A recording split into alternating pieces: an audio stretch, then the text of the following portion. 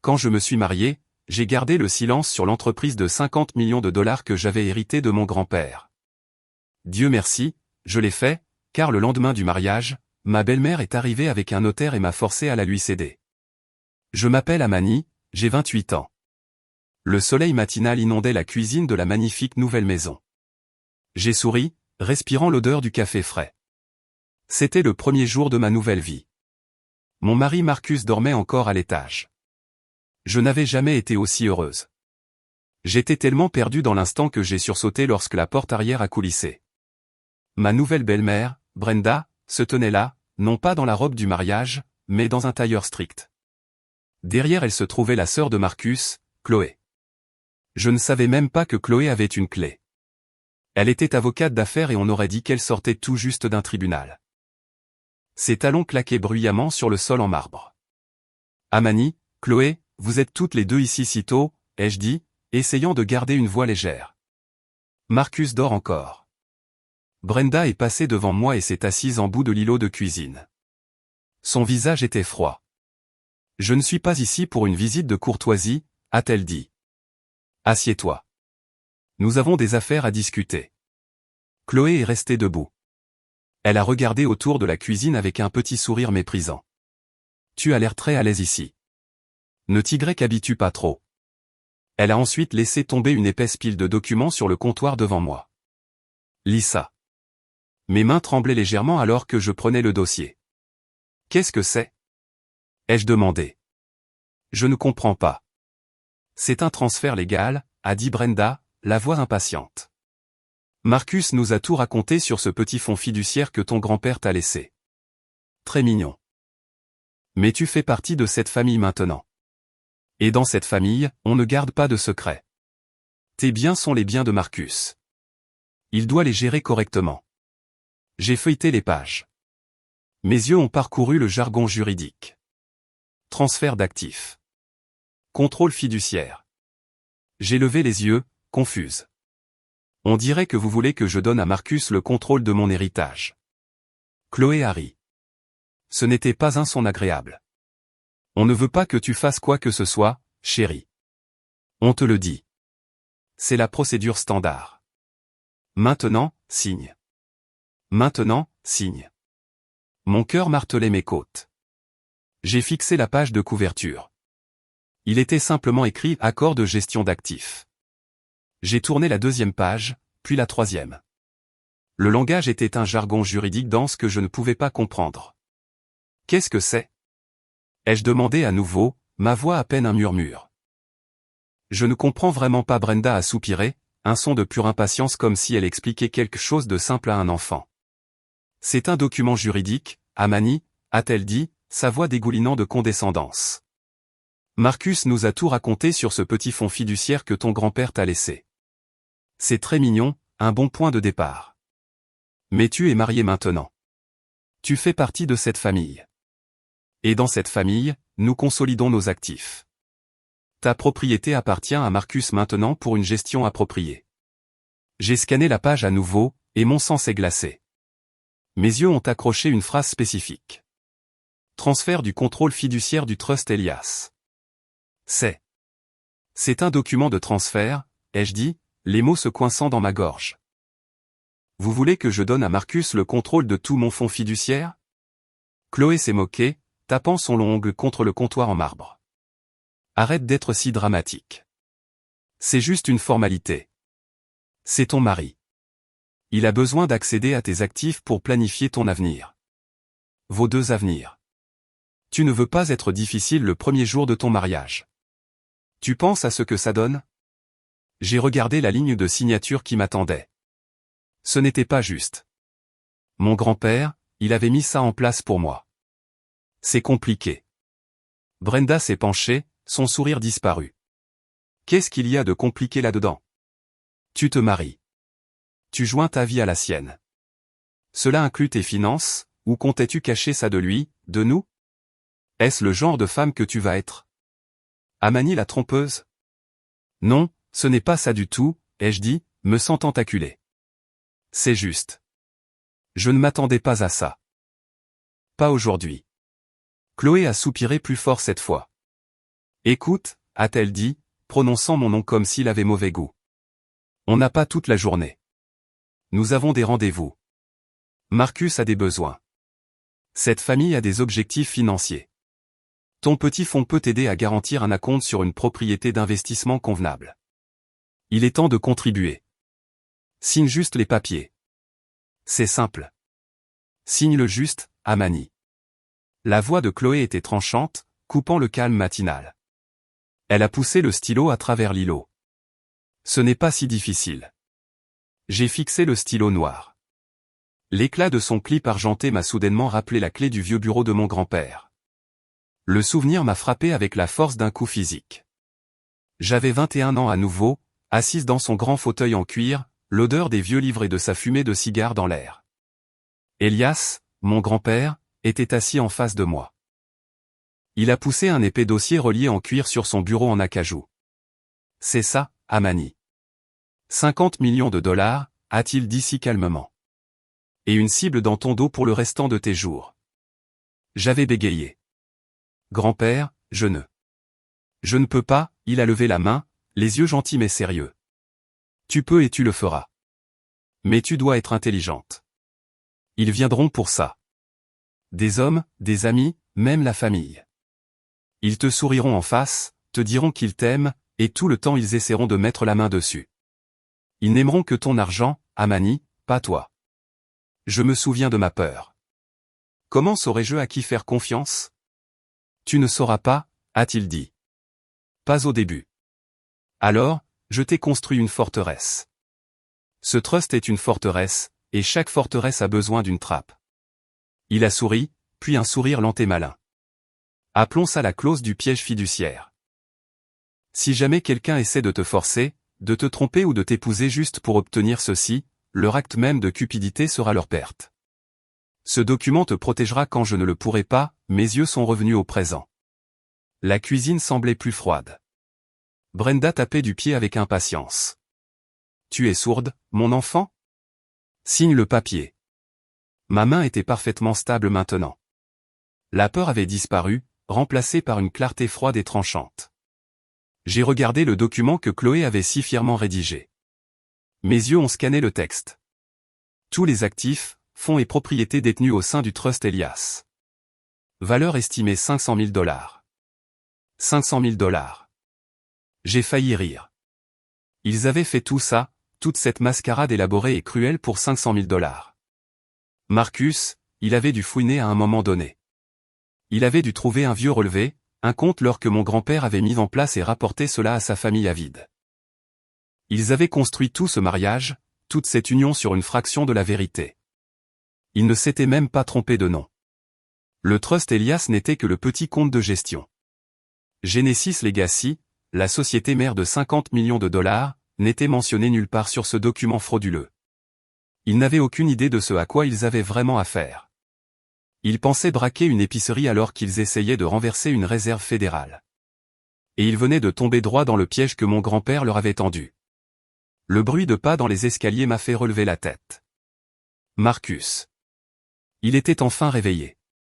Il est entré dans la cuisine, se frottant les yeux, son peignoir en soie coûteux pendant lâchement. Il avait l'air stressé, son sourire crispé en voyant sa mère et sa sœur. Marcus. Dieu merci, ai-je dit, ma voix inondée de soulagement. Je me suis levé, allant vers lui. Marcus, dis-leur. Dis-leur que c'est fou. Je me suis accroché à son bras, cherchant l'homme que j'avais épousé hier encore. L'homme qui avait pleuré pendant ses vœux. Marcus, ta mère et ta sœur sont ici avec des papiers juridiques. Elles veulent que je cède le fonds fiduciaire de mon grand-père. C'est trop. C'est trop soudain. Il s'est arrêté et a regardé les documents sur la table. Puis il a regardé sa mère. Puis finalement, ses yeux ont rencontré les miens, mais seulement une seconde. Ils étaient vides. Il a retiré son bras doucement et a marché vers la machine à café, me tournant le dos. Bébé, signe juste les papiers. Il a dit, sa voix étouffée alors qu'il se versait une tasse. Mon souffle s'est coupé. Quoi? Il s'est retourné, s'appuyant contre le comptoir. Il ne me regardait toujours pas dans les yeux. Il fixait juste sa tasse. Maman. Tu sais, c'est juste de la paperasse. Maman a raison. Nous sommes une famille maintenant. Ce qui est à moi est à toi, et ce qui est à toi est à moi. C'est ça le mariage, non? Ne rends pas les choses compliquées pour notre premier jour. Ces mots ont semblé être des pierres tombant dans mon estomac. Il était dans le coup. Il avait été dans le coup depuis le début. Les vœux de mariage, les regards amoureux, les promesses. Tout n'était qu'une performance. Chloé a souri et croisé les bras, ressemblant à un prédateur qui venait de coincer sa proie. Tu vois, même ton mari est d'accord. Le sourire de Brenda est revenu, froid et victorieux. Tu vois, Amani, a-t-elle dit, sa voix dégoulinant de fausse douceur. Marcus comprend la famille. Il comprend l'héritage. C'est comme ça que nous protégeons ce qui est à nous. Et maintenant tu es à nous. Elle a poussé le stylo vers moi à nouveau. Alors signe. Nous avons une réservation pour le déjeuner. Nous n'avons pas toute la journée. Juste au moment où j'allais parler, la sonnette a retenti. Chloé n'a même pas semblé surprise. Elle a simplement jeté un coup d'œil vers la porte et a dit, juste à l'heure.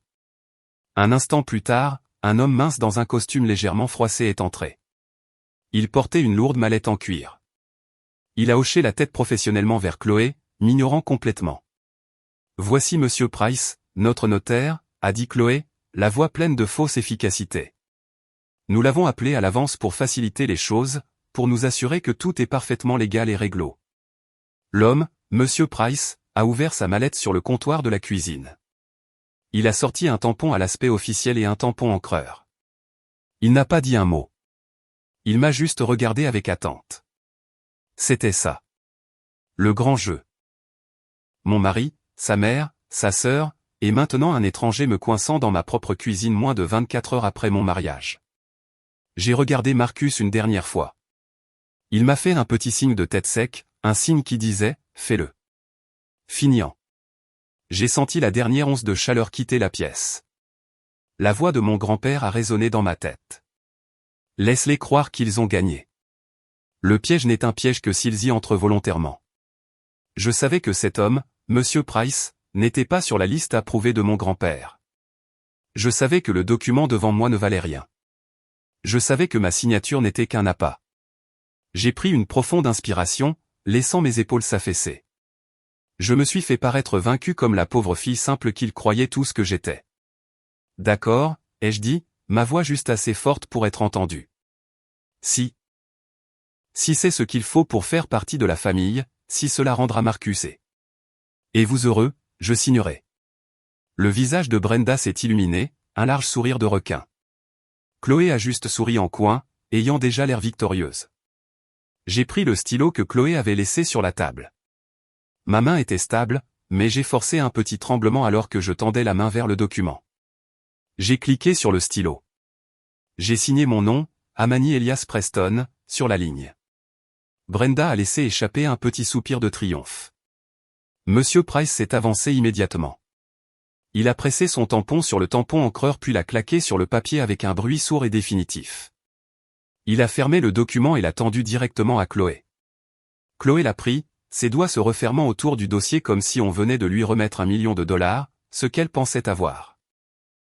Chloé a glissé le dossier dans sa mallette avec un claquement qui a résonné dans la cuisine silencieuse. Bien, a-t-elle dit, son sourire tout professionnel.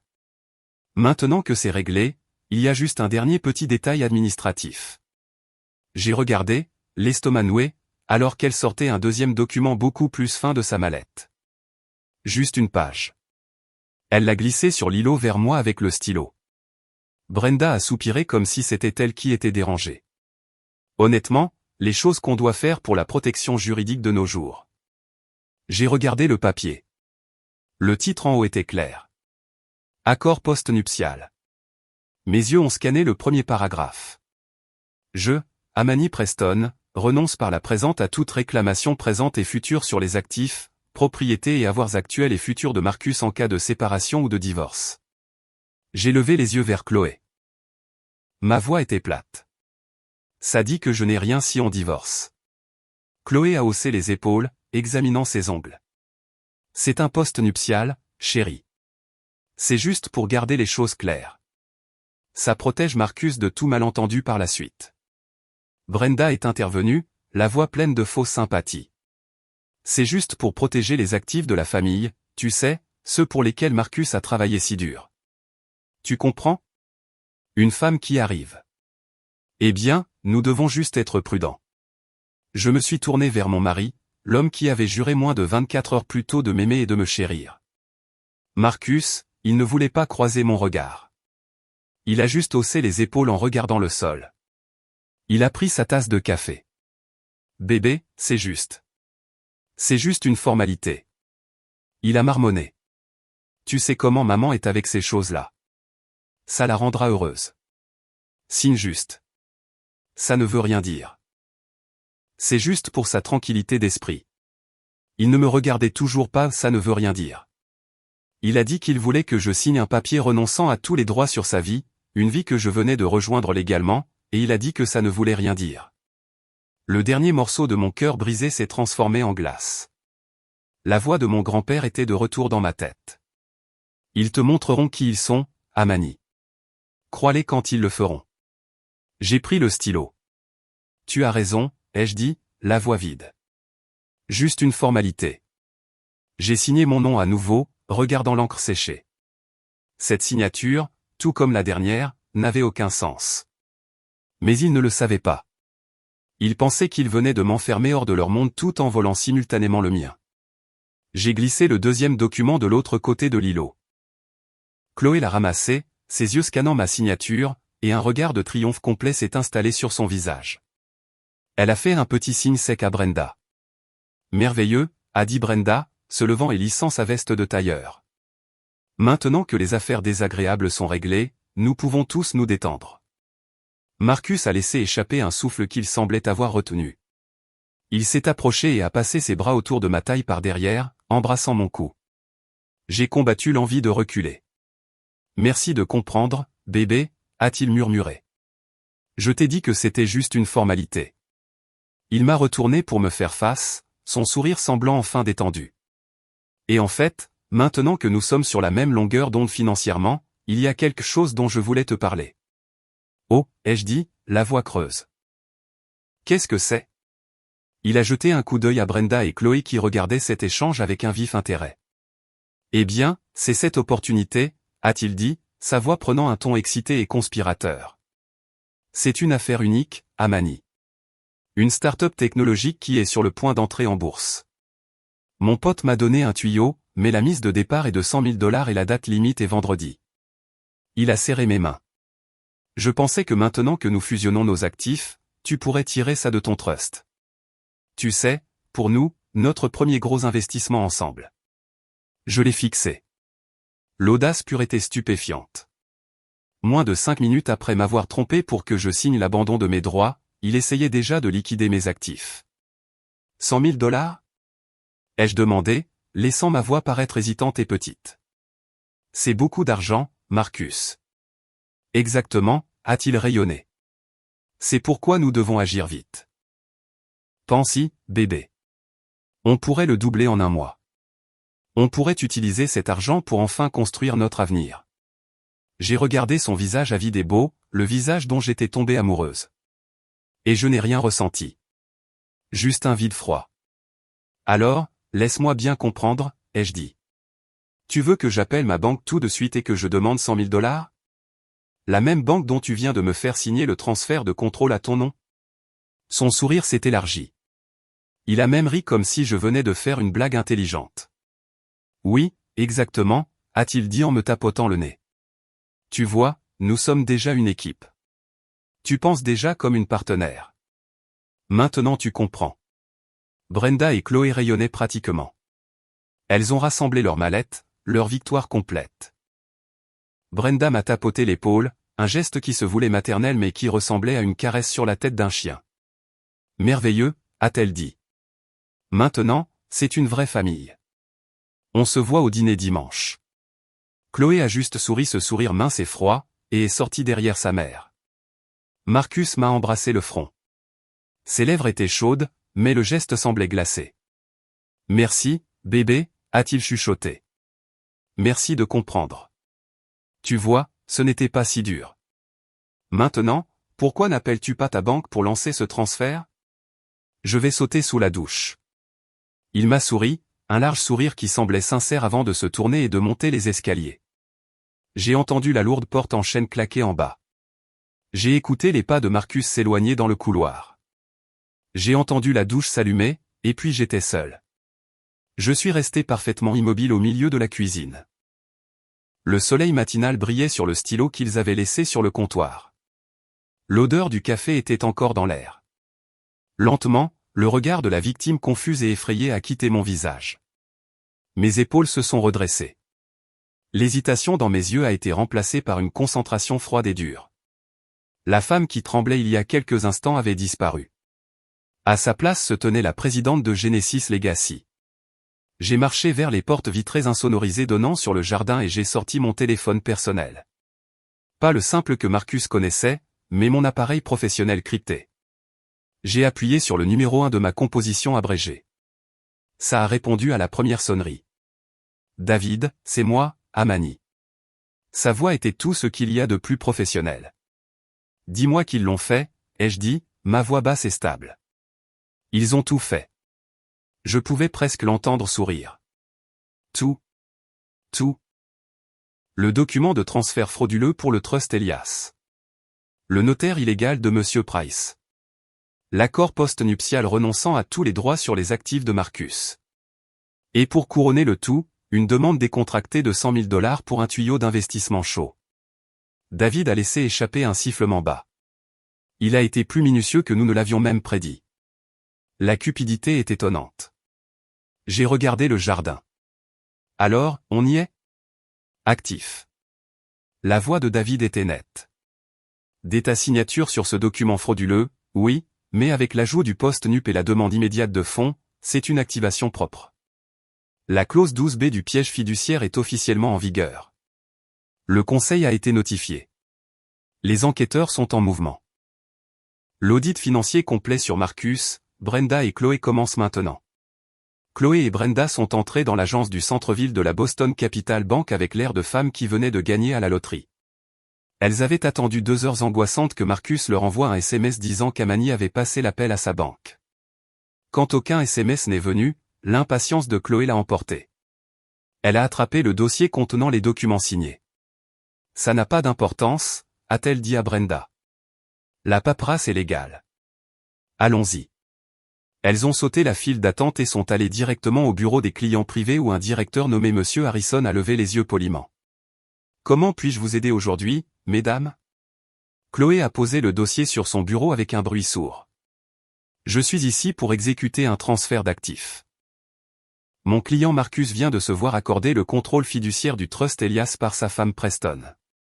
Les documents sont tous ici, signés et notariés ce matin.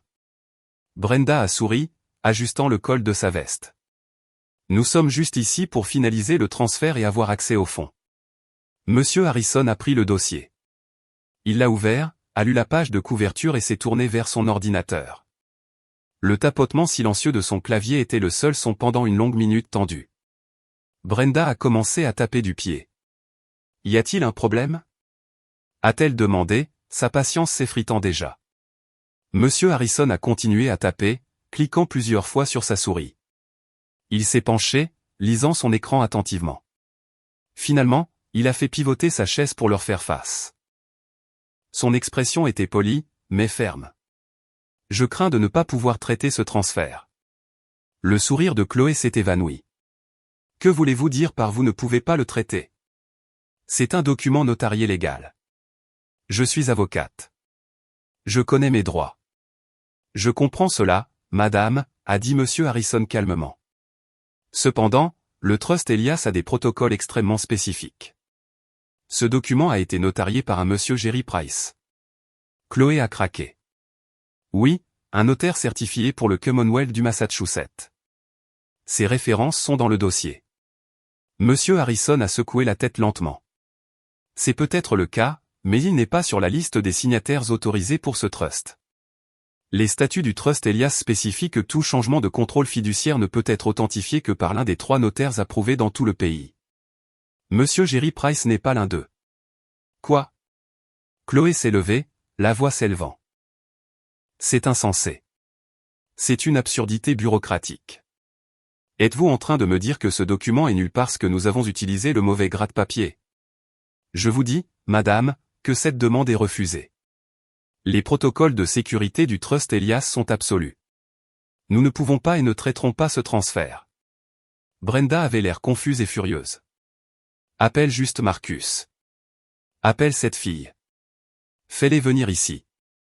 Cela ne changera rien, a dit Monsieur Harrison, fermant le dossier et le glissant de l'autre côté du bureau. À moins que l'un des 3 agents autorisés ne soit présent pour être témoin et signer, ce trust est verrouillé. Je suis désolé. Il n'y a rien de plus que je puisse faire. Brenda et Chloé sont partis de la banque dans une fureur silencieuse. Chloé serrait le volant si fort que ses articulations étaient blanches. Brenda respirait bruyamment par le nez. Comment est-ce possible? A sifflé Brenda. Comment cette petite moins que rien peut-elle avoir un fonds fiduciaire avec ce genre de sécurité? Elle a dû mentir à propos du notaire, a dit Chloé, l'esprit s'emballant. Elle devait savoir. Elle s'est jouée de nous. Mais pourquoi? Elles ont conduit en silence pendant 20 minutes pour retourner à la somptueuse maison où elles avaient laissé Amani. Mais quand elles sont arrivées, la voiture de Marcus n'était plus là. Elles ont utilisé la clé de Brenda pour entrer, seulement pour trouver la maison vide. Elle est partie, a crié Brenda, arpentant la cuisine parfaitement silencieuse. Chloé a sorti son téléphone. Marcus ne répond pas. Où est-elle? Où est-elle allée? A grogné Brenda. Je parie qu'elle est retournée à cette petite association caritative pour laquelle elle travaille. J'ai fait chercher l'adresse par Richard. Il leur a fallu 30 minutes de plus pour naviguer de l'autre côté de la ville vers un quartier beaucoup plus ancien avec des immeubles en briques et des églises de quartier. Elles ont trouvé l'adresse, un immeuble d'appartements modeste au-dessus d'une laverie automatique. Elles ont monté les escaliers en trombe et ont martelé à la porte de l'appartement 3B. J'ai ouvert la porte, portant un simple survêtement et un t-shirt, mes cheveux attachés dans un foulard. Je tenais un manuel. Brenda et Chloé m'ont fixé, puis le minuscule appartement rempli de livres derrière moi. Brenda m'a bousculé pour entrer dans la pièce. Quoi? C'est quoi ce taudis? A-t-elle exigé, regardant mes meubles d'occasion avec dégoût. Où est la maison? La maison que Marcus nous a montrée. J'ai fermé la porte lentement. Je ne sais pas de quoi vous parlez. C'est chez moi. Ça l'a toujours été. La maison que Marcus m'a montrée n'était qu'une location. Il a dit qu'il l'avait empruntée à un ami pour m'impressionner. Les yeux de Chloé se sont rétrécis en fente. Elle s'est avancée, ignorant l'appartement, son attention entièrement sur moi. Assez de jeu. Arrête de faire l'idiote. Pourquoi le notaire a-t-il été rejeté? J'ai reculé, affichant mon expression la plus confuse. Notaire? Je ne sais pas ce que vous voulez dire. J'ai signé les papiers que vous m'avez donnés. La banque? A crié Chloé, perdant son sang-froid. La banque a dit que ton grand-père avait une liste spéciale.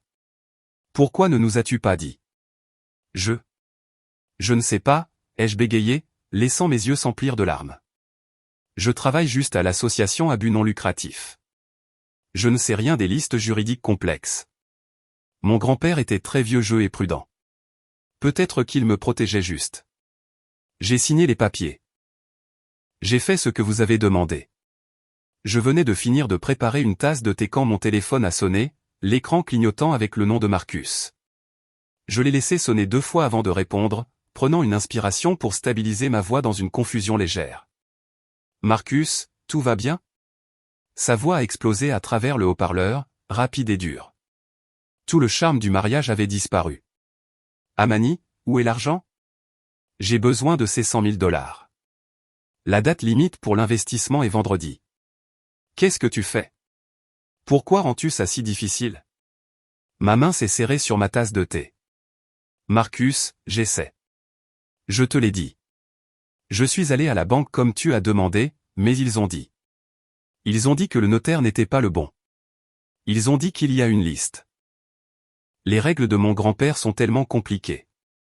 Je me fiche des règles stupides de ton grand-père, a-t-il crié, et j'ai entendu des voix étouffées et tendues en arrière-plan. Je n'ai pas le temps pour ça, Amani. Tu me comprends? J'ai besoin de cet argent. Alors qu'il criait, la scène a changé. Nous n'entendions plus seulement sa voix. Nous le voyions.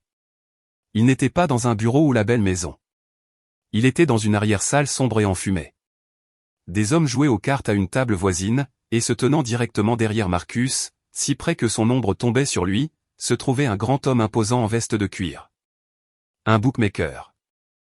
Les bras de l'homme étaient croisés et il écoutait chaque mot que Marcus disait. Marcus, je ne sais pas quoi faire, ai-je dit, jouant mon rôle. La banque a été très ferme. Alors vends quelque chose, a crié Marcus, les yeux écarquillés de panique alors qu'il jetait un coup d'œil à l'homme derrière lui. Vends ces bijoux que ton grand-père t'a laissés. Vends tout ce que tu dois vendre. Je me fiche de comment tu l'obtiens. Trouve-moi juste l'argent d'ici vendredi. Il n'a même pas dit au revoir. Il a juste claqué le téléphone. J'ai entendu le clic et le silence immédiat. Dans l'arrière-salle enfumée, le bookmaker a posé une lourde main d'avertissement sur l'épaule de Marcus. Marcus a tressailli. L'homme s'est penché tout près, sa voix une menace basse et rauque. Vendredi, Marcus, ou ta nouvelle femme devient ta nouvelle veuve. Tu me comprends? J'ai posé mon téléphone sur ma petite table de cuisine. J'ai pris une gorgée calme de mon thé. Le masque était complètement tombé. Il ne s'agissait pas d'un investissement. Il s'agissait d'une dette. Et il était plus désespéré que je n'aurais jamais pu l'imaginer.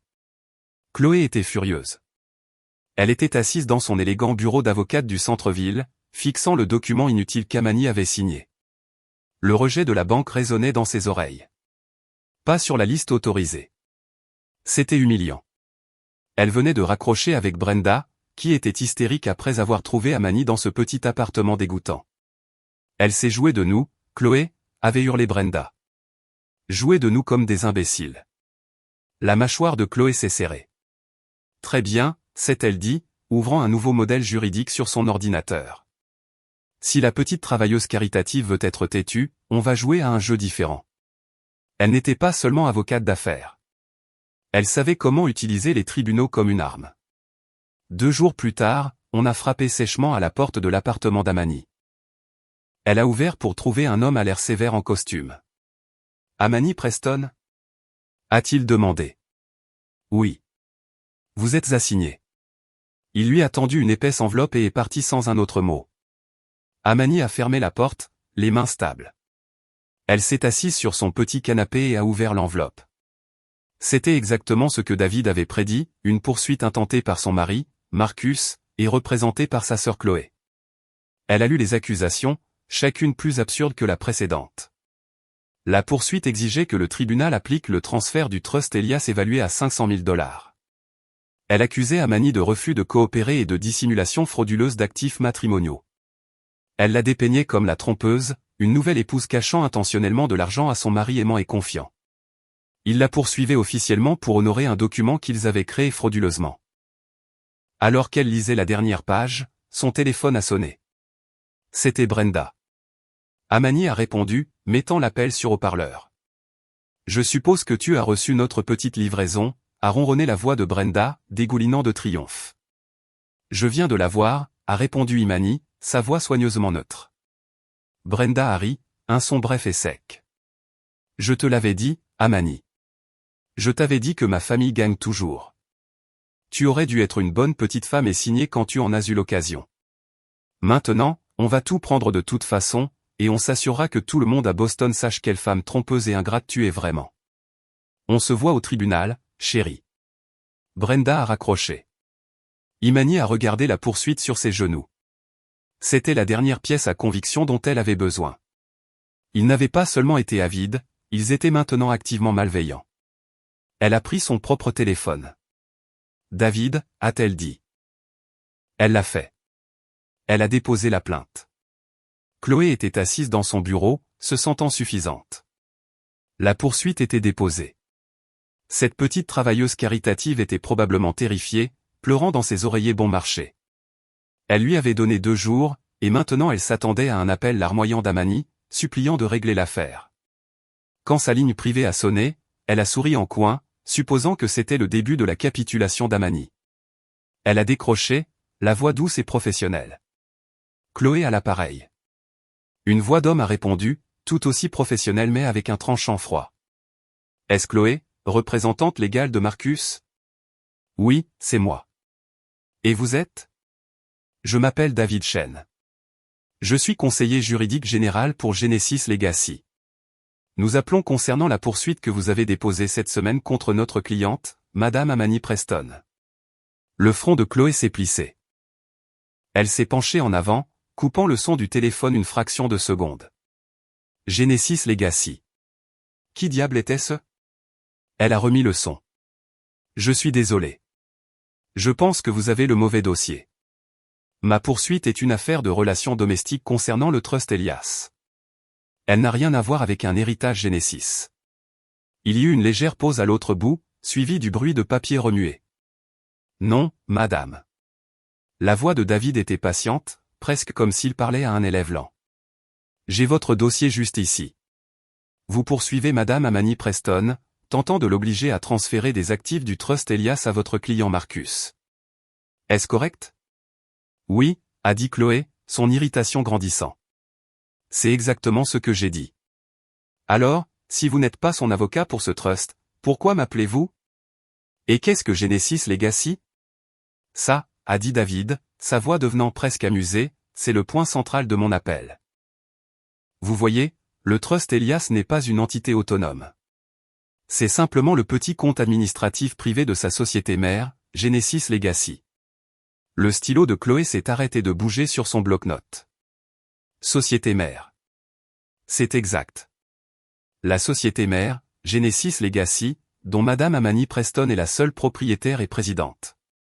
La société, ajouterai-je, qui est actuellement évaluée à 50 millions de dollars. Le stylo est tombé de la main de Chloé et a claqué sur le bureau. 50 millions. Oui, a continué David, sa voix nette et implacable. Pas les 500 000 dollars que vous avez indiqués dans votre dépôt erroné. Vous avez déposé une poursuite basée sur des informations complètement fausses, tentant de saisir des actifs d'un compte de gestion, tout en ignorant la société de 50 millions de dollars que vous attaquiez réellement. Vous avez poursuivi la mauvaise entité avec la mauvaise évaluation en utilisant des documents frauduleux. D'un point de vue juridique, c'est un sacré gâchis que vous avez fait, maître. La main de Chloé tremblait tellement qu'elle pouvait à peine raccrocher le téléphone. Une terreur froide, plus lourde que n'importe quel cas juridique qu'elle avait jamais affronté, s'est installée dans son estomac. Genesis Legacy, 50 millions de dollars. Non, c'était du bluff. Une tactique d'intimidation. Cette petite travailleuse caritative, cette moins que rien, ne pouvait pas valoir autant. C'était impossible. Ses doigts ont volé sur le clavier, tapant Genesis Legacy dans la barre de recherche. Les résultats ont inondé son écran. Forbes, le Wall Street Journal, Bloomberg, TechCrunch. Genesis Legacy, le géant de la biotechnologie que personne n'a vu venir. La mystérieuse PDG de Genesis Legacy sort de l'ombre, au cœur de l'héritage de 50 millions de dollars d'Amani Preston. Chloé a cliqué sur le premier lien. Son sang s'est transformé en glace. La photo n'était pas celle de la femme en survêtement qu'elle avait menacée dans ce minuscule appartement. C'était Amani, mais c'était une Amani qu'elle n'avait jamais vue. Posée, puissante, portant un tailleur de créateur élégant, parlant lors d'une énorme conférence technologique. La légende disait, Amani Preston, présidente et PDG de Genesis Legacy, discute de l'innovation éthique. Elle a cliqué sur un autre lien, un rapport financier. Ses yeux ont scanné les chiffres de l'évaluation. 50, 52. 55 millions. C'était vrai. Tout était vrai. La femme qu'il venait d'essayer d'arnaquer, la femme que Marcus avait épousée, était l'une des plus riches héritières technologiques privées de l'État. Et ces 500 000 dollars pour lesquels il se battait, ce n'était rien. C'était de la monnaie de poche.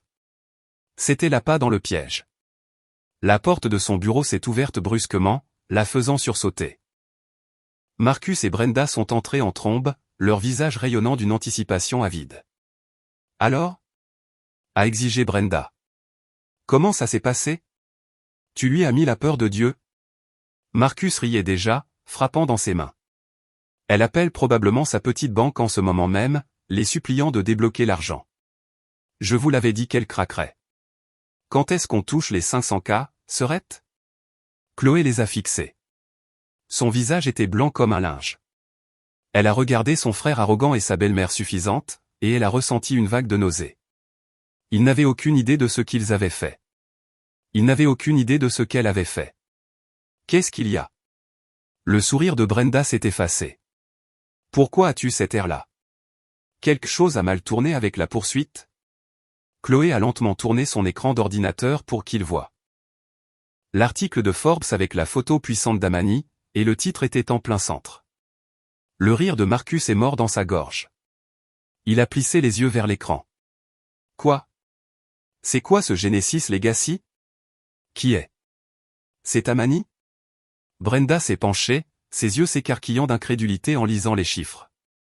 Chloé a finalement retrouvé sa voix. Ce n'était pas 500 000 $, a-t-elle chuchoté, sa voix tremblant de l'ampleur de leur erreur.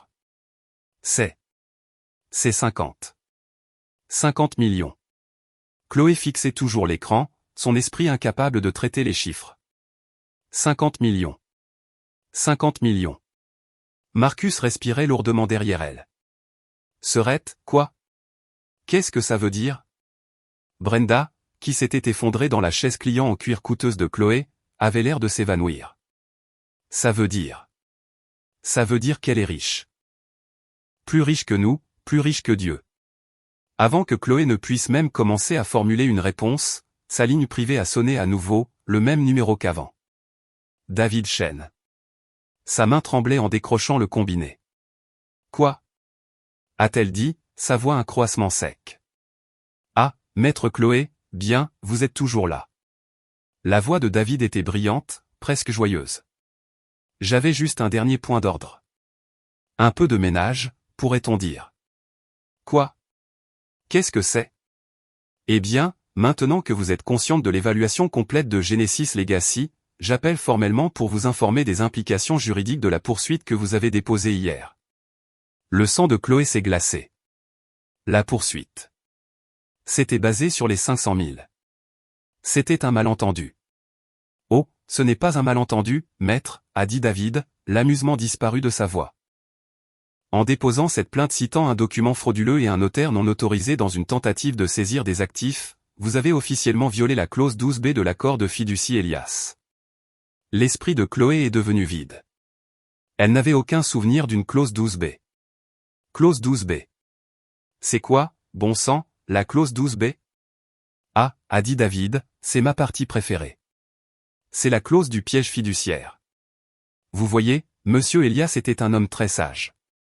Il avait anticipé une situation exactement comme celle-ci. La clause stipule, et je cite directement, toute tentative, légale ou autre, de saisir les actifs du bénéficiaire par des moyens frauduleux, la coercition ou un mariage trompeur. David a fait une pause, laissant les mots pendre dans l'air. Point déclenchera immédiatement deux actions. Premièrement, cela annule toute réclamation présente ou future que les auteurs ont sur le bénéficiaire. Deuxièmement, cela active un audit juridique complet des finances personnelles et professionnelles de toutes les parties nommées impliquées dans la tentative. Les jambes de Chloé ont lâché. Elle a attrapé le bureau pour ne pas tomber. Donc, félicitations, mademoiselle Chloé, a conclu la voix de David. En déposant cette poursuite pour voler 500 000 $, vous venez d'autoriser légalement un audit invasif à grande échelle de vous-même, de votre client Marcus et de sa mère, Brenda. Nos enquêteurs vous contacteront. Passez une merveilleuse journée. La semaine suivante n'a pas été juste mauvaise. Ce fut un démantèlement systématique. Marcus a découvert la vraie signification de l'audit lorsqu'il a essayé d'acheter une nouvelle montre, un petit remontant. Après la réunion désastreuse, sa carte de crédit, celle qu'il utilisait pour tout, a été refusée. Réessayé, a-t-il lancé au vendeur. Le vendeur l'a passé 2 fois de plus. Je suis désolé, monsieur. Refusé. Marcus a jeté la montre sur le comptoir et est sorti en trombe, le visage brûlant. Il a essayé sa carte de débit à un distributeur automatique. Compte gelé. Puis les appels ont commencé. L'audit, il s'est avéré, était minutieux. Les enquêteurs de Genesis Legacy ne regardaient pas seulement ses actifs. Ils regardaient ses dettes. Le bookmaker à qui il devait 80 000 $. Le prêt à taux d'intérêt élevé qu'il avait contracté pour ce projet crypto raté. Les cartes de crédit qu'il avait maximisées pour meubler la maison de location. Chaque créancier, chaque prêteur, chaque personne à qui il devait de l'argent a soudainement reçu une notification que ses comptes étaient en péril juridique. Ils ont tous appelé en même temps pour exiger le paiement, menaçant de poursuites, de casser des genoux. Son téléphone a explosé de numéros qu'ils ne reconnaissaient pas, demandant tous leur argent maintenant. L'humiliation de Brenda est venue au spa. Elle venait de terminer un massage et un soin du visage de 90 minutes, prête à facturer la note de $500 sur le compte joint qu'elle partageait avec Marcus. Le compte dont on lui avait assuré qu'il déborderait bientôt du petit fonds fiduciaire d'Amani. « Je suis tellement désolé, Madame Jackson, a dit la réceptionniste, son sourire douloureusement crispé. Cette carte a été gelée par la banque. Avez-vous un autre moyen de paiement? Brenda était furieuse. Elle a été forcée d'utiliser sa propre carte de crédit d'urgence, celle qu'elle gardait cachée. Alors qu'elle signait le reçu, son propre téléphone a sonné. C'était American Express. Oui, Madame Jackson. Une voix polie a dit, nous appelons au sujet du paiement de $20 000 que vous avez effectué la semaine dernière sur votre solde impayé. Ce paiement a été signalé par une équipe d'audit externe. Nous avons été informés que la source de ces fonds fait actuellement l'objet d'une enquête légale. Nous annulons le paiement en attendant l'examen. Brenda a laissé tomber son téléphone. L'argent qu'elle avait secrètement détourné de Marcus pour payer ses dettes de shopping. Il l'avait trouvé. Mais Chloé a reçu le coup le plus dur. Il est arrivé par courrier recommandé le jeudi matin. C'était une épaisse enveloppe couleur crème portant le sceau de l'association du barreau de l'État. Ses mains tremblaient en l'ouvrant. La lettre était courte et brutale. Chère mademoiselle Chloé, cette lettre est pour vous informer qu'une enquête éthique formelle a été ouverte sur votre conduite suite à une plainte déposée par le conseil juridique de Genesis Legacy. Les allégations incluent la conspiration en vue de commettre une fraude et l'utilisation d'un notaire non agréé ou frauduleux, un certain monsieur Jerry Price, dans le but de saisir illégalement des actifs. Elle a laissé tomber la lettre. Une enquête éthique. Ce n'était pas juste une amende. C'était sa carrière. C'était sa licence. C'était tout. La promesse de David Chen n'était pas une menace. C'était un fait. L'audit n'était pas juste un regard sur leur livre. C'était une exécution. Je lisais un rapport de David quand les coups ont commencé. Ce n'était pas un simple frappement. C'était le martèlement frénétique et désespéré de quelqu'un qui avait perdu tout contrôle. J'ai marché calmement jusqu'à ma porte et j'ai regardé par le Judas. C'était Marcus. Il ne ressemblait en rien à l'homme soigné que j'avais épousé. Ses cheveux étaient en bataille, ses yeux écarquillés de terreur, et il transpirait à travers sa chemise coûteuse. « Amani » a-t-il hurlé, martelant à nouveau, faisant trembler la porte dans son cadre. « Amani, je sais que tu es là-dedans. Ouvre la porte, s'il te plaît. » Je l'ai juste regardé à travers la petite lentille en verre. « S'il te plaît, bébé, ouvre la porte. » Il suppliait maintenant, sa voix se brisant. « Je suis désolé. Je suis tellement, tellement désolé. Ce n'était pas mon idée. C'était ma mère. C'était Chloé. Elles m'ont poussé à le faire. Je ne savais pas. Je le jure. Je ne savais pas pour les 50 millions. » Il a claqué ses paumes contre la porte à nouveau.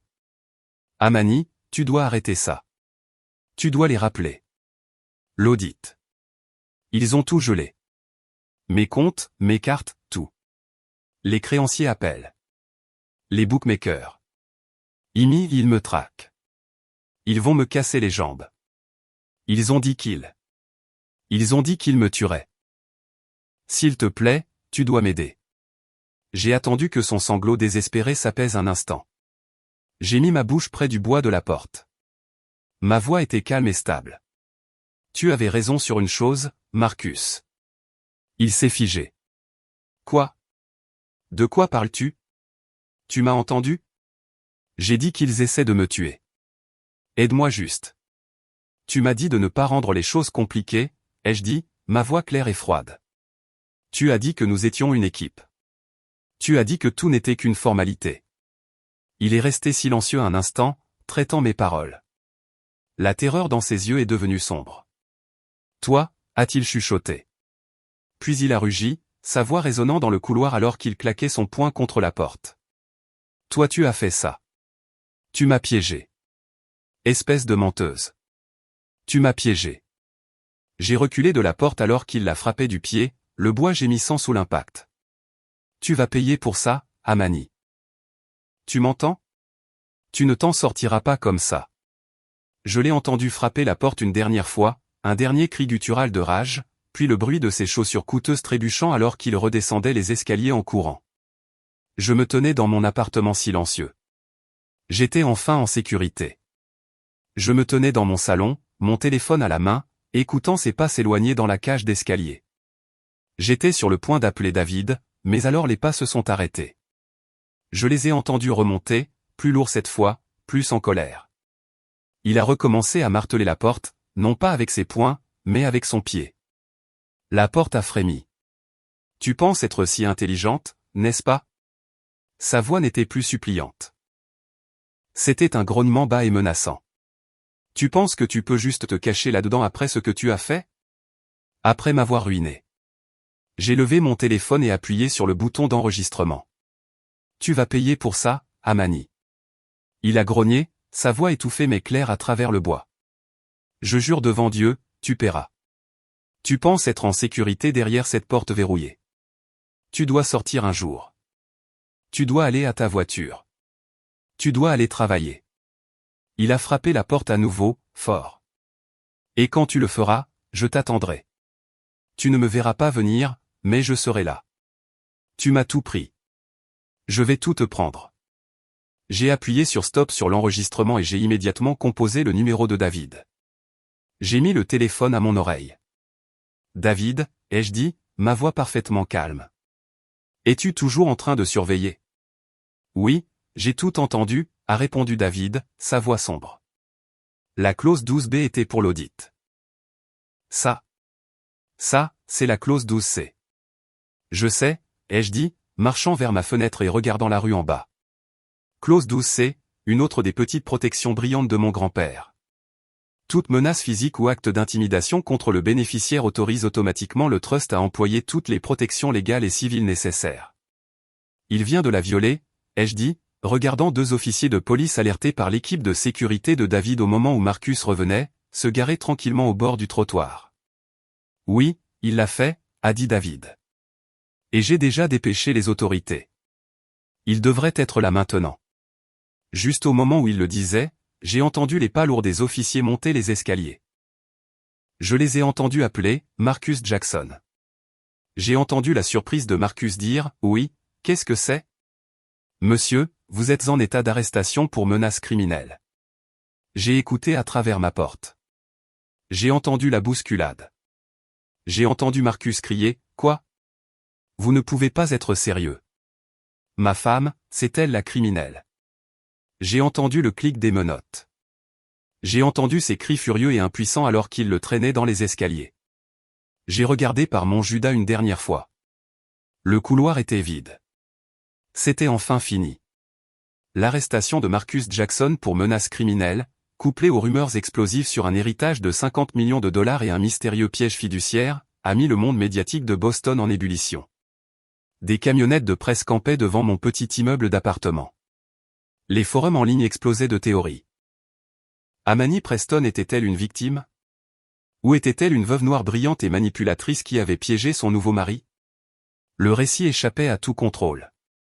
J'ai tout regardé depuis la salle de conférence sécurisée de David, une pile de journaux devant moi. Il me dépeigne comme une prédatrice, ai-je dit, ma voix froide. Brenda et Chloé leur servent des histoires sur une famille désemparée et une jeune épouse confuse. David a hoché la tête sombrement. Le silence n'est plus une option, Amani. Ils utilisent ta vie privée comme une arme contre toi. Tu dois prendre les devants. J'ai regardé la photo en première page. C'était une photo peu flatteuse de moi tirée de mon badge d'association à but non lucratif, contrastée avec un beau portrait studio souriant de Marcus. Le titre disait « Le fiancé local arrêté, mystérieuse épouse au centre d'un litige de 50 millions de dollars. » Tu as raison, ai-je dit en me levant. Ils veulent une histoire. Donnons-leur la vraie. Planifie une conférence de presse pour demain matin au siège de Genesis. J'ai fini de me cacher.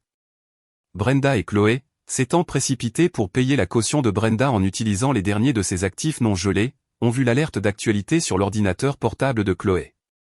Une conférence de presse. Brenda a craché, arpentant le sol du bureau de Chloé. Cette petite vipère, elle va essayer de nous peindre comme les méchants. Chloé, cependant, a lentement commencé à sourire. Le vieux sourire arrogant est revenu sur son visage. Non, maman, a-t-elle dit, sa voix pleine d'une confiance retrouvée. Elle n'est pas intelligente. Elle est stupide. Elle nous donne une scène. Elle nous tend le micro devant tous les grands médias de la ville. Brenda a arrêté de faire les 100 pas. Que veux-tu dire? Je veux dire que nous y allons, a dit Chloé, attrapant son agenda. Nous nous assoirons au dernier rang et juste quand elle pensera avoir tout le monde de son côté, je me lèverai. J'exigerai d'être entendue. Je l'exposerai comme la chercheuse d'or manipulatrice qu'elle est. La famille en deuil se battant pour son fils innocent qui a été piégé dans un faux mariage. Quand nous aurons fini, ce sera elle qui fera face à un audit. Les yeux de Brenda se sont illuminés d'un feu vicieux. Oh, Chloé, a-t-elle ronronné, c'est brillant. Elle ne saura pas ce qui lui arrive. La salle de conférence au siège de Genesis Legacy était bondée. Des journalistes de tous les grands médias de Boston et même certaines équipes de nouvelles nationales s'entassaient dans l'espace. Les flashs des appareils photo crépitaient et un murmure bas remplissait l'air alors qu'ils attendaient tous que l'épouse mystérieuse apparaisse. Au dernier rang, cachés juste derrière un pilier, Brenda et Chloé se sont glissés à leur place. Chloé avait l'air suffisante, sa mallette sur les genoux, prête pour son embuscade. Brenda avait l'air nerveuse mais vicieuse comme un animal acculé. La porte latérale s'est ouverte. David Chen, l'avocat d'Imani, a marché jusqu'au podium en premier.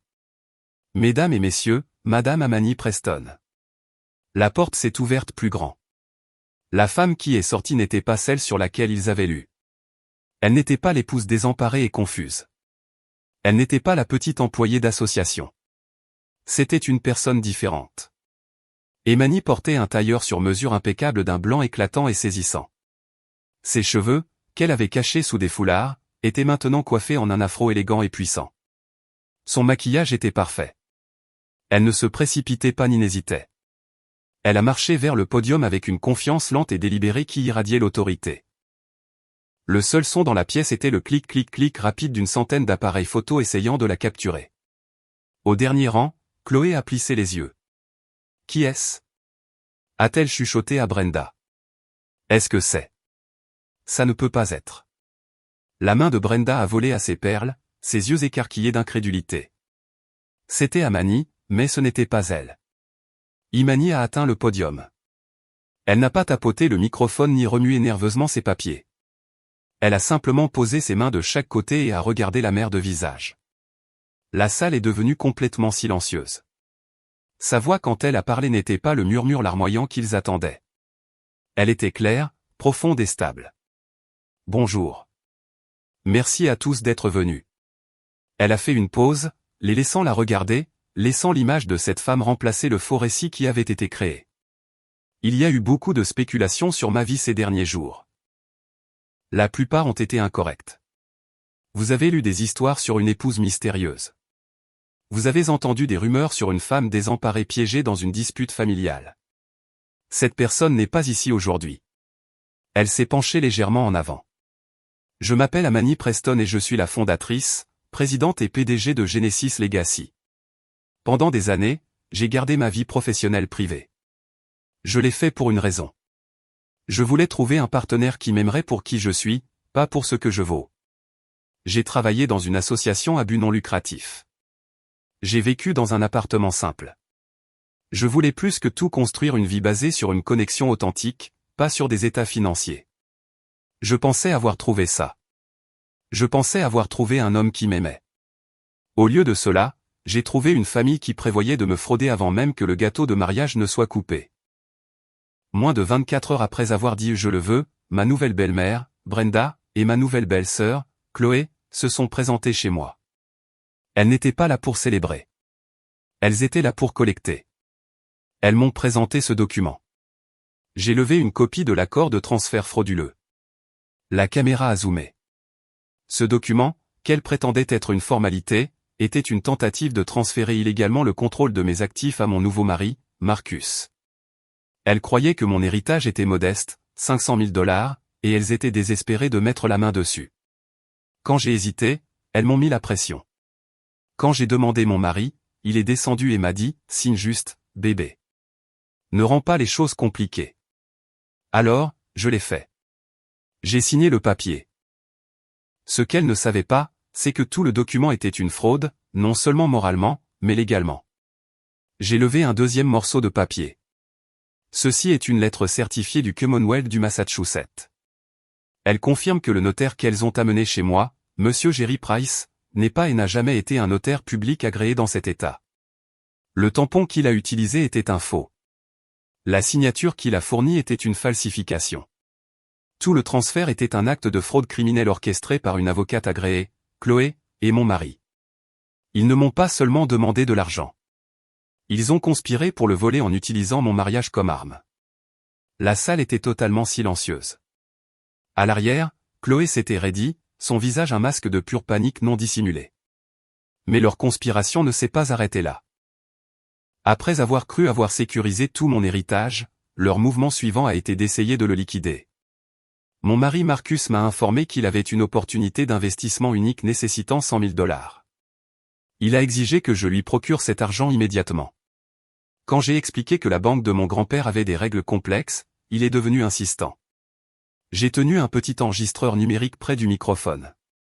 La salle s'est remplie du son de la voix de Marcus, non plus charmante, mais tranchante et désespérée.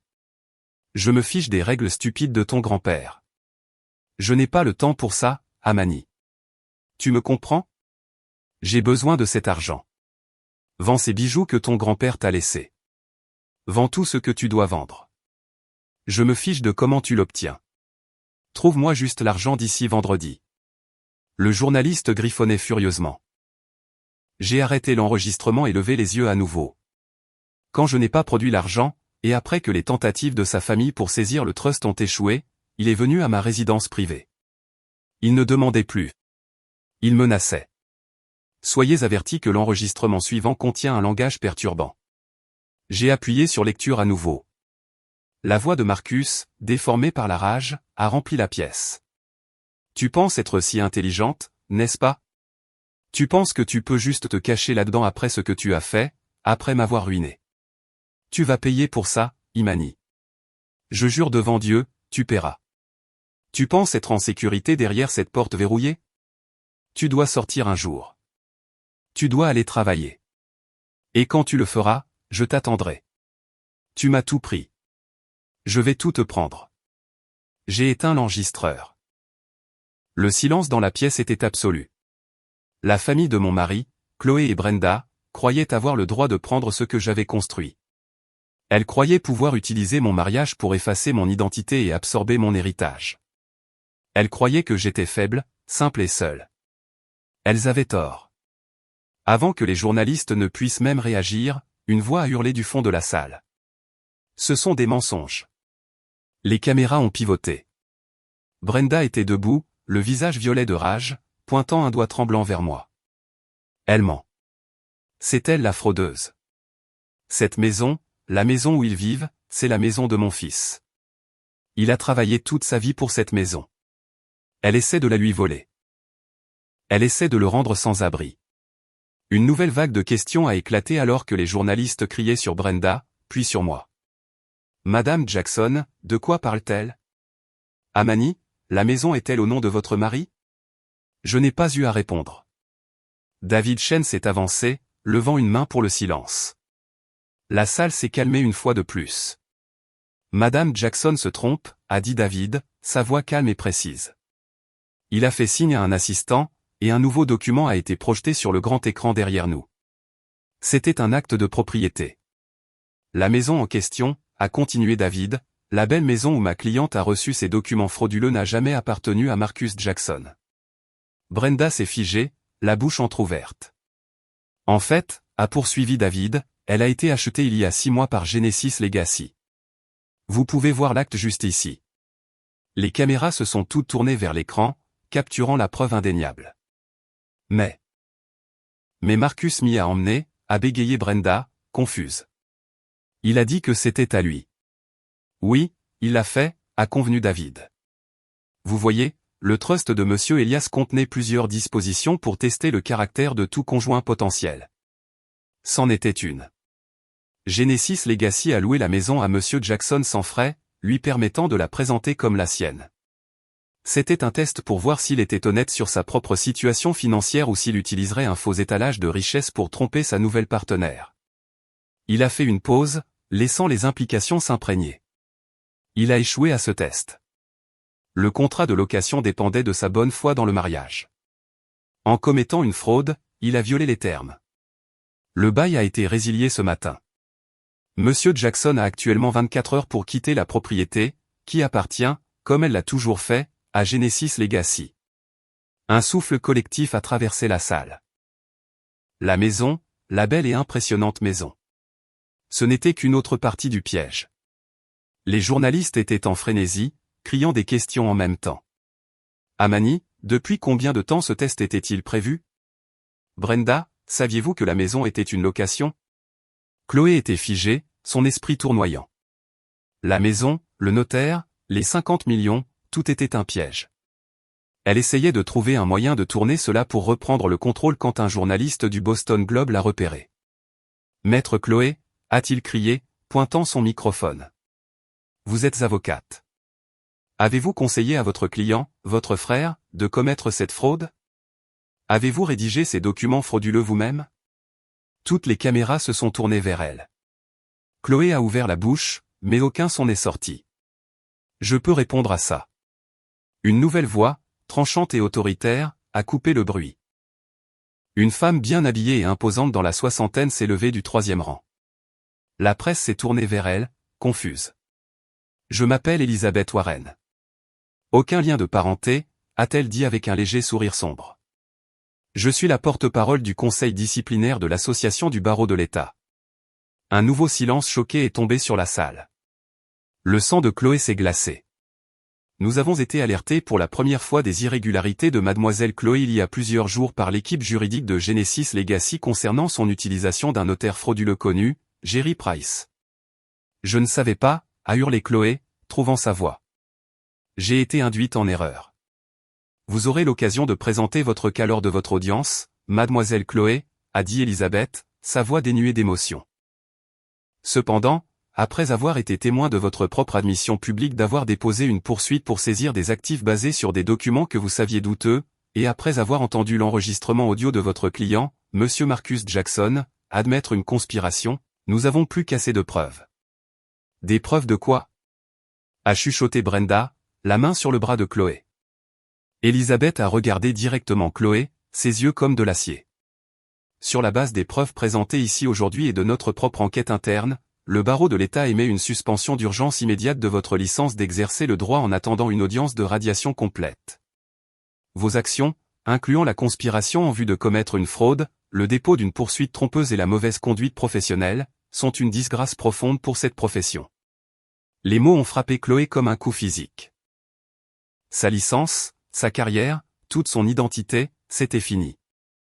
Non, a-t-elle geint alors que les caméras flashaient sur son visage. Non, vous ne pouvez pas. Elle n'était plus avocate.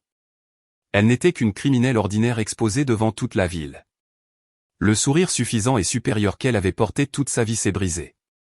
Elle a attrapé le dossier de la chaise devant elle, ses jambes lâchant, et elle s'est effondrée, un gémissement brisé s'échappant de ses lèvres alors qu'elle tombait au sol. Les flashs des appareils photo étaient aveuglants, tous concentrés sur le sol où Chloé sanglotait hystériquement. Les journalistes criaient, « Chloé, quelle est votre réponse? Depuis combien de temps commettez-vous des fraudes ?» Brenda, qui était restée figée sous le choc, a finalement repris ses esprits. « Chloé, lève-toi. »« Lève-toi » a-t-elle sifflé, essayant de se frayer un chemin à travers les journalistes pour atteindre sa belle-fille. Elle paniquait, essayant de sauver quelque chose du naufrage. « Mesdames et messieurs, si je peux avoir votre attention pour un dernier instant. » La voix calme et amplifiée de David Chen a coupé le chaos. Les journalistes, sentant qu'il y en avait plus, ont tourné leur attention à contre-cœur vers le podium. Brenda s'est figée à mi-chemin vers Chloé. David a baissé les yeux sur ses notes. Bien que la décision du barreau de l'État conclue la question de la conduite professionnelle de mademoiselle Chloé, l'audit activé par la clause 12B a eu d'autres résultats. Il a regardé directement Brenda. Elle a croisé son regard, confuse. L'audit des finances de Marcus Jackson a révélé une série de transactions hautement irrégulières, a continué David. Plus précisément, de grosses sommes d'argent détournées vers des comptes offshore puis utilisées pour payer d'importantes dettes cachées de cartes de crédit et de jeux. Des dettes qui n'appartenaient pas à Monsieur Jackson. La main de Brenda est allée à ses perles. Je ne sais pas de quoi vous parlez. Vraiment, Madame Jackson? A demandé David, sa voix tranchante. Nos enquêteurs ont découvert que vous utilisiez les comptes de votre fils, que vous croyez sur le point d'être remplis par l'héritage de Mademoiselle Preston, pour blanchir de l'argent et rembourser plus de 100 000 $ de vos propres dettes personnelles. Vous cachiez cela à votre fils et vous prévoyiez d'utiliser l'argent de votre nouvelle belle-fille pour couvrir vos traces. Le visage de Brenda est passé de pâle à un gris maladif. C'est un mensonge. C'était un prêt, Marcus était d'accord. Était-ce avant ou après que vous ayez conspiré avec lui pour commettre une fraude criminelle contre Mademoiselle Preston? A demandé David. Ce n'est pas juste une affaire de famille, Madame Jackson. C'est criminel, c'est pourquoi nous avons pris la liberté de transmettre nos conclusions au département de police de Boston. Au signal, 2 officiers de police en uniforme qui se tenaient tranquillement près de l'entrée principale ont commencé à s'avancer. Ils sont passés devant les journalistes, devant Chloé qui sanglotait encore, et se sont arrêtés directement devant Brenda. Brenda Jackson, a dit le premier officier, sa voix polie mais ferme. Brenda a reculé, trébuchant sur une chaise. Non. C'est un malentendu. Je suis un membre respecté de cette communauté. Madame, vous êtes en état d'arrestation pour conspiration en vue de commettre une fraude et suspicion de blanchiment d'argent. Toute la conférence de presse a explosé. Les caméras ont basculé de Chloé au sol vers Brenda alors que l'officier lui prenait le bras. Vous ne pouvez pas faire ça. A hurlé Brenda, son sang-froid de haute société se brisant complètement. Enlevez vos mains de moi. Amani. Dis-leur. Dis-leur que c'est une erreur, espèce de petite ingrate. L'officier a fait cliquer les menottes. Vous avez le droit de garder le silence. Imani a regardé, le visage impassible, alors que la femme qui avait essayé de la détruire un jour seulement après son mariage était emmenée menottes au poignet. Les flashs des appareils photo illuminaient son chemin de ruine. Le chaos dans la salle de presse était assourdissant. Les journalistes criaient dans leur téléphone. Les caméramens se bousculaient pour avoir une image de Brenda se faisant emmener. Chloé était toujours au sol, un tas froissé, ses sanglots maintenant silencieux et vaincus. David Chen a laissé le pandémonium tourbillonner un instant avant de revenir au podium. Il a levé un dernier document unique. Et une dernière affaire. Il a appelé, sa voix coupant le bruit. La salle s'est un peu calmée. Il ne s'est pas adressé à la presse. Il s'est tourné et m'a parlé directement, tendant le papier. Mademoiselle Preston, voici la pétition en annulation basée sur les preuves claires et accablantes de fraude et de conspiration pour tromper. Votre mariage de moins de 48 heures est légalement nul. Il a placé le document sur le podium devant moi à côté d'un stylo. Avant même que je puisse l'atteindre, les portes principales de la salle de conférence se sont ouvertes brusquement. Amani.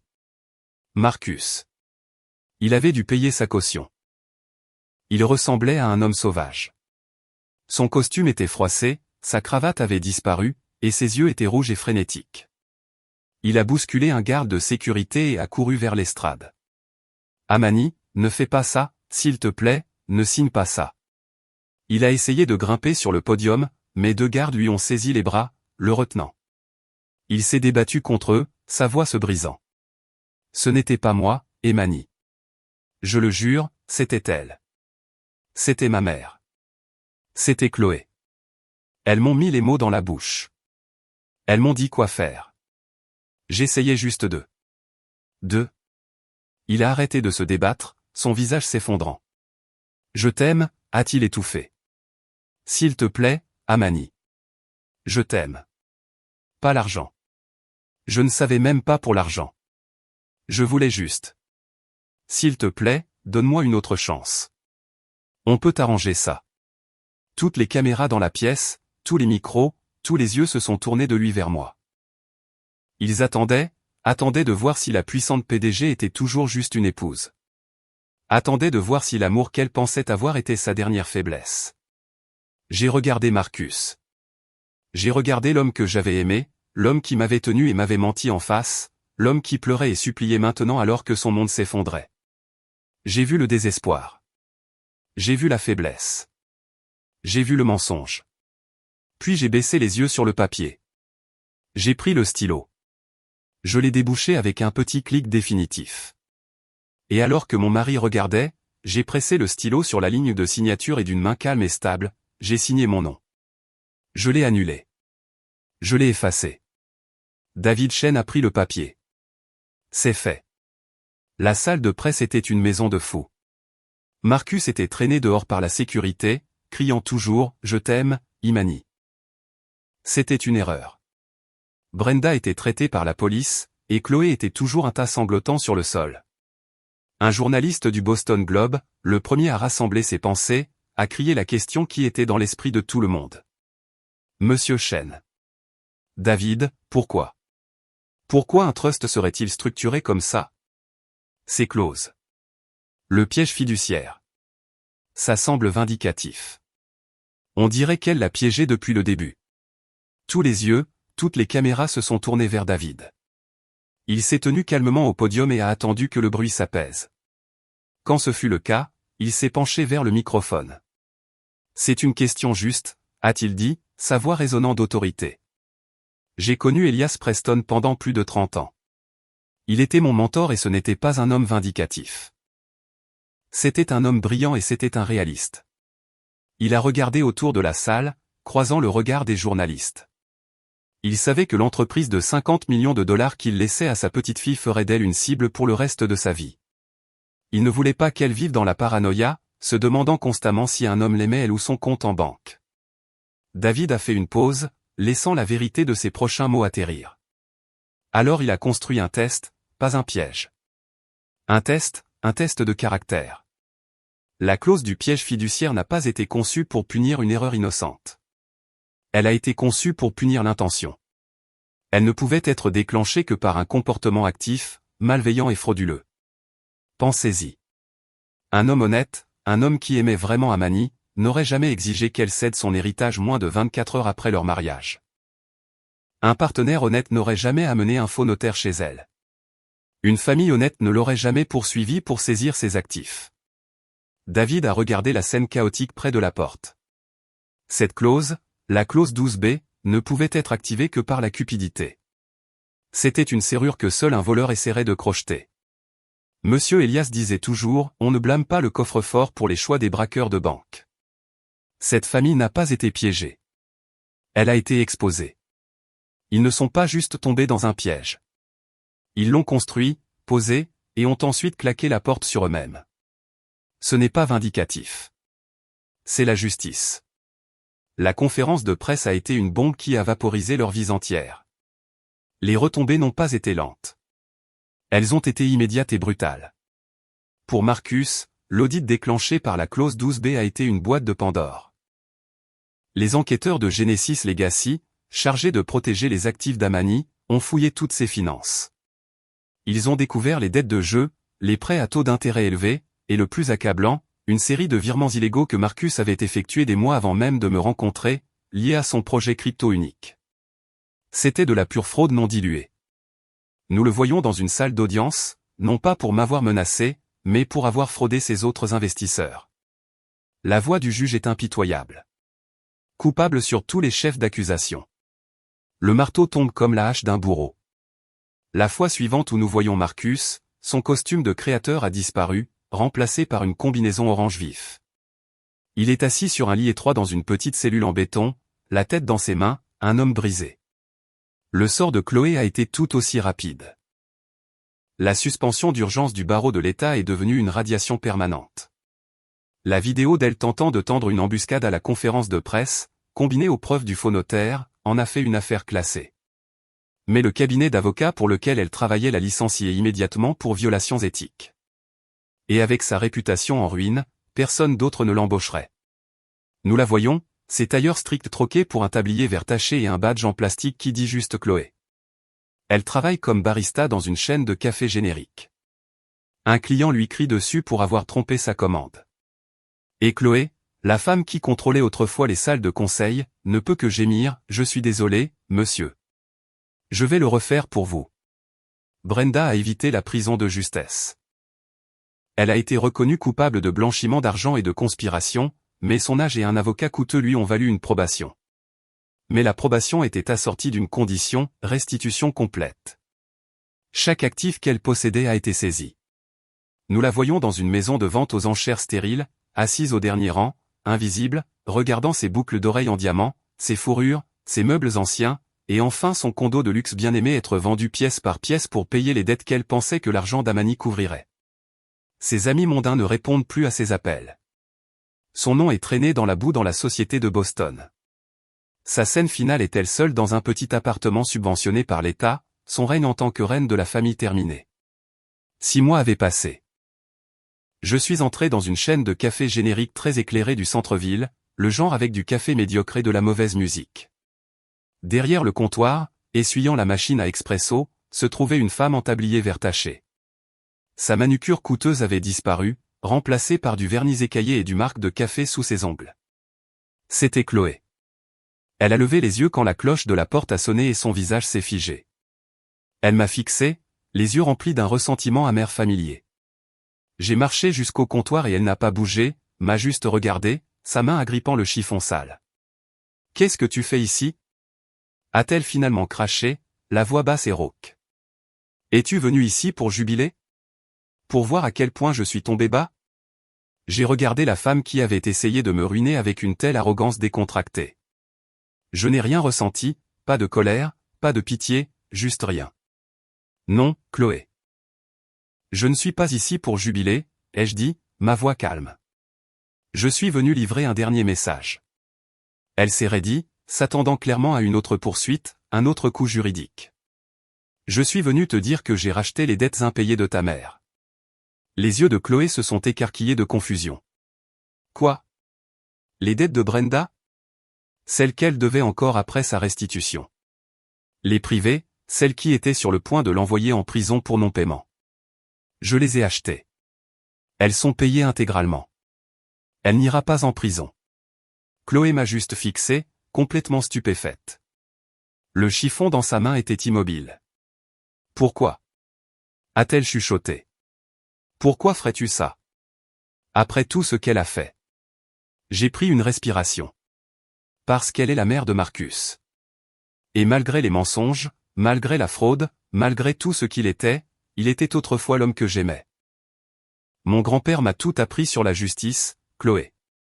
Mais il m'a aussi appris la compassion. Il m'a appris qu'on n'a pas besoin de détruire quelqu'un pour gagner.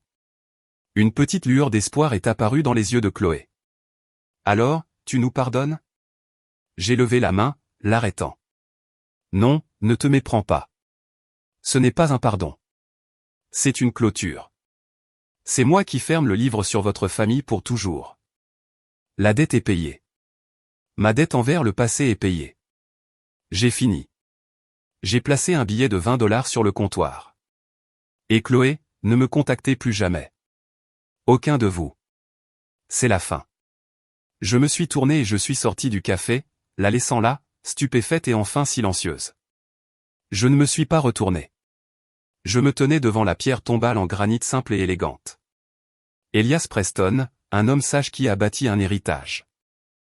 Le cimetière était calme, un contraste saisissant avec le bruit de la ville et le chaos des 6 derniers mois. L'air était frais et vif. C'était la première fois que je me sentais vraiment paisible depuis le lendemain de mon mariage. J'ai tendu la main et tracé les lettres de son nom avec mon doigt. Eh bien, grand-père, je l'ai fait, ai-je dit, ma voix douce dans le calme. Ton piège a fonctionné. Il a fonctionné exactement comme tu l'avais dit. Je me suis assise sur l'herbe, ne me souciant pas si elle tachait mes vêtements. Ils sont tombés droit dedans. Tous. Ils étaient tellement aveuglés par la cupidité, tellement sûrs que j'étais faible. Ils n'ont même jamais pensé à regarder plus profondément. Ils pensaient que je valais $500 000. Et pour ça, ils étaient prêts à me détruire. Ils ne savaient pas que je valais vraiment 50 millions. J'ai laissé échapper un petit rire calme. Tu as toujours été inquiet, n'est-ce pas? Tu avais tellement peur que je finisse avec quelqu'un qui ne voulait que l'argent. Tu as passé des années à me le marteler dans la tête. Fais attention, Imani. Ils n'aimeront que ton argent, pas toi. Tu étais si déterminé à me protéger. J'ai regardé la pierre tombale, le nom de l'homme qui avait vu le monde si clairement. Je voulais juste. Je voulais que tu saches que j'ai enfin trouvé cette personne. La personne que tu as toujours voulu pour moi, celle qui m'aime pour qui je suis et pas pour mon compte en banque. J'ai fait une pause, prenant une profonde inspiration pour me stabiliser. C'est moi. J'ai trouvé quelqu'un qui ne m'aime pas pour mon argent. C'est moi-même. Je vois enfin ce que tu voyais. Je ne suis pas la fille timide travaillant dans une association à but non lucratif, se cachant du monde. Je suis ta petite fille. Je suis la présidente de Genesis Legacy. Je suis forte et je suis intelligente et je suis capable et je n'ai besoin de personne d'autre pour me valider ou me dire ma valeur. Ils ont essayé de me briser, grand-père. Ils ont vraiment essayé. Ils m'ont arraché le cœur. Mais tu m'as construit une forteresse comme tu l'avais dit et elle a tenu. La forteresse n'était pas seulement le trust ou l'argent. C'était la force que tu m'as enseignée. Je vais te rendre fier. Je vais diriger Genesis avec justice et avec compassion, exactement comme tu l'as dit. Je me suis levé et j'ai brossé l'herbe de mon pantalon. Je me sentais plus légère. La dernière pièce du puzzle s'était mise en place. Merci, grand-père, pour tout. Je suis enfin libre. Je me tenais à la tête de la longue table de conférence en verre. La salle du conseil de Genesis Legacy donnait sur tout le port de Boston. Une vue que je voyais maintenant tous les jours, une vue qui me rappelait ce que mon grand-père avait construit. Mon équipe de direction, 10 des esprits les plus brillants de la biotechnologie, me regardait attentivement. Il n'y avait aucune trace de la femme timide et hésitante de l'association. C'était ma salle. Bonjour à tous, ai-je dit, ma voix claire et résonnante d'autorité. Merci d'être venu. J'ai examiné les projections du 3e trimestre et elles sont exceptionnelles. La nouvelle division de recherche surpasse toutes les métriques. J'ai souri chaleureusement au Dr Bénin, ma responsable RD. Travail fantastique, Sarah. Elle a hoché la tête, souriant en retour. Maintenant, le dernier point à l'ordre du jour. Quelque chose de nouveau, quelque chose de personnel. J'ai cliqué sur la télécommande dans ma main. Le grand écran de présentation derrière moi a changé. Ce n'était pas un tableur. C'était un nouveau logo élégant. Le fonds Elias, construit par l'héritage, porté par l'avenir. Mon grand-père, Elias Preston, a construit cette entreprise à partir d'une simple idée et d'un prêt de $2000 pour lequel il a dû se battre. C'était un homme noir dans les années 1970 à qui on disait non à chaque tournant. On lui disait qu'il n'avait pas sa place dans des salles comme celle-ci. On lui disait qu'il n'avait pas l'éducation, les connexions ou le capital. Il leur a prouvé qu'ils avaient tous tort. Mais il a dû le faire seul contre une résistance incroyable. J'ai marché lentement le long de la table, croisant le regard de chaque membre de l'équipe. Genesis Legacy est son héritage financier, mais son âme, son avenir consistera à s'assurer que la prochaine génération d'esprits brillants n'ait pas à mener ses batailles seule. Je me suis retourné vers l'écran. Aujourd'hui, j'annonce officiellement la création du fonds Elias. Genesis Legacy engage un montant initial de $10 millions pour créer un fonds de capital risque spécifiquement et exclusivement pour les femmes entrepreneurs noires dans les secteurs de la technologie et de la science. Un murmure d'excitation sincère a traversé la salle. Ma directrice des opérations, une femme vive nommée Alani, hochait déjà la tête en signe d'approbation.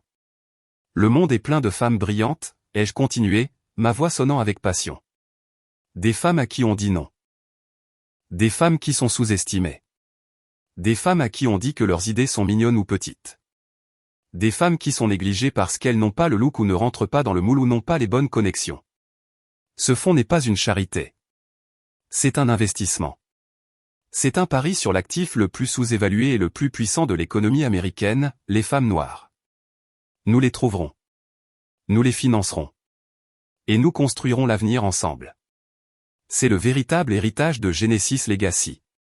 La salle a éclaté non pas en applaudissements polis d'entreprise, mais en un soutien enthousiaste et sincère. David Chen, maintenant mon conseiller juridique général, a levé sa tasse de café pour un toast. Je n'étais pas juste une présidente. J'étais une leader. C'était mon entreprise. C'était mon but. C'était 1 an plus tard. Je n'étais pas dans mon bureau en gratte-ciel. J'étais dans un petit café indépendant dans un quartier que j'aimais, niché dans un fauteuil confortable près de la fenêtre. Je ne portais pas de tailleur de puissance. J'étais dans mon jean préféré, un pull en tricot doux, et mes cheveux étaient enveloppés dans un foulard coloré. J'étais juste Imani. Je esquissais des idées pour un nouveau projet de jardin communautaire dans mon carnet, sirotant un café au lait et me sentant contente. Le café était animé par les bruits de la machine à expresso qui sifflait et des gens qui discutaient. J'étais tellement concentré sur mon dessin que je n'ai pas remarqué l'homme debout à côté de ma table jusqu'à ce qu'il trébuche. Oh mon Dieu, je suis tellement désolé. J'ai levé les yeux. Un homme grand et beau d'environ mon âge fixait avec horreur mon carnet, où une grande éclaboussure de son café noir s'étalait maintenant sur mon croquis. Il portait des lunettes et un blazer en tweed, ressemblant plus à un professeur énervé qu'à un étranger maladroit. « Je suis tellement maladroit », a-t-il dit, attrapant une poignée de serviettes sur le comptoir et épongeant inutilement la page. « Oh, je l'ai complètement gâché. Je suis tellement désolé. » J'ai regardé le croquis ruiné, puis son visage sincèrement mortifié, et je me suis surprise à sourire. Un vrai sourire facile. « C'est bon », ai-je dit. Honnêtement, c'était juste un brouillon. Et je pense que la tache de café lui donne en fait un certain charme rustique. Il a regardé mon sourire, puis le carnet, et a laissé échapper un rire nerveux. « Vous êtes bien trop gentille. S'il vous plaît, laissez-moi vous acheter un nouveau carnet et un autre café, un muffin, n'importe quoi. Je suis Jamal, au fait. » Il a tendu la main, tenant toujours une serviette humide. Je l'ai serré en riant. « Je suis Imani. » J'ai observé son visage attentivement en disant mon nom. J'étais habitué à la lueur de reconnaissance, au changement soudain dans les yeux des gens alors qu'ils me reliaient à Genesis Legacy. Mais avec Jamal, il n'y avait rien. Pas de reconnaissance, pas de changement dans son expression. Il était juste un homme gentil et maladroit qui avait renversé du café sur une inconnue et voulait arranger les choses. Il ne voyait pas une PDG. Il ne voyait pas 50 millions de dollars. Il me voyait juste moi, Imani. Il a répété son sourire, devenant plus confiant. C'est un beau nom. Eh bien, Amani, puis-je s'il vous plaît? S'il vous plaît remplacer ce carnet pour vous? J'ai fermé le carnet humide. Et si on disait juste ce café? Ai-je dit. Vous pouvez vous asseoir avec moi pendant que je vois si ce croquis est récupérable. Son visage s'est illuminé. J'aimerais bien ça. J'aimerais beaucoup ça. Il s'est précipité vers le comptoir et je l'ai regardé partir. J'ai ressenti quelque chose que je n'avais pas ressenti depuis très longtemps. Une étincelle d'intérêt simple et sans complication. Pas de test, pas de piège, juste du café et une conversation. J'ai enfin compris ce que mon grand-père avait voulu pour moi. C'était ça. C'était juste ça. Jamal est revenu à la table quelques minutes plus tard, équilibrant soigneusement 2 grandes tasses de café. Il en a posé une devant moi. Un café au lait, comme demandé, a-t-il dit, et un café noir pour moi. Je me suis dit que je m'assierais avant de causer plus de chaos. Merci, Jamal, ai-je dit, enveloppant mes mains autour de la tasse chaude. Vous n'aviez vraiment pas à faire ça. C'était le moins que je puisse faire, a-t-il répondu, se glissant sur la chaise en face de moi. Alors, ce croquis, c'était pour le travail ou juste pour le plaisir? Un peu des deux, ai-je admis, surprise de voir à quel point il était facile de lui parler. Je fais un peu de coordination pour une association à but non lucratif et nous planifions un nouveau jardin communautaire. Je faisais juste un brainstorming. Un jardin communautaire, c'est incroyable, a-t-il dit, ses yeux s'illuminant d'un intérêt sincère. Je suis en fait architecte. Je me concentre sur la conception urbaine durable. Les espaces verts et les environnements urbains sont ma passion. Mon sourire s'est élargi. Vraiment? Alors vous seriez probablement d'accord pour dire que mon croquis original était tout faux. L'exposition au soleil sur ce muret. Exactement, a-t-il enchaîné, se penchant en avant. Vous auriez besoin de plantes résistantes à la sécheresse, et le drainage serait un cauchemar à moins de construire des lits surélevés. Comme ça. Il a attrapé une serviette propre et a sorti un stylo de la poche de sa veste.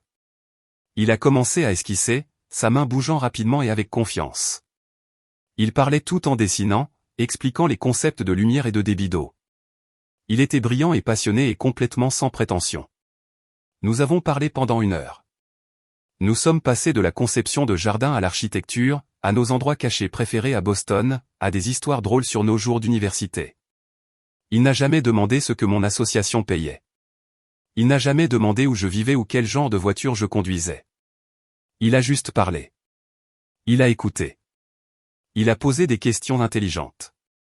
Il a ri à mes blagues. J'ai réalisé que je n'avais pas eu une conversation aussi normale, aussi réelle depuis des années. Avec Marcus, chaque conversation ressemblait à une performance, une négociation. Avec Jamal, c'était juste facile. Il n'essayait pas de m'impressionner. Il n'essayait pas de me jauger. Il se connectait simplement.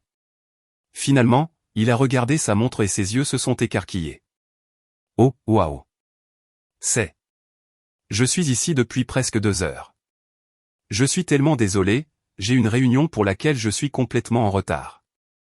Oh non, je suis désolé, ai-je dit en rassemblant mes affaires. Je vous ai retenu. Non, non, a-t-il dit en se levant et en cherchant son croquis sur la serviette. C'était la meilleure conversation que j'ai eue depuis longtemps. Écoutez, je sais que je viens de ruiner votre carnet, mais me laisseriez-vous vraiment vous offrir ce café à nouveau? Peut-être ce vendredi. Il avait l'air plein d'espoir et un peu nerveux. Et pour la première fois depuis la mort de mon grand-père, j'ai ressenti ce simple battement d'excitation sans complication.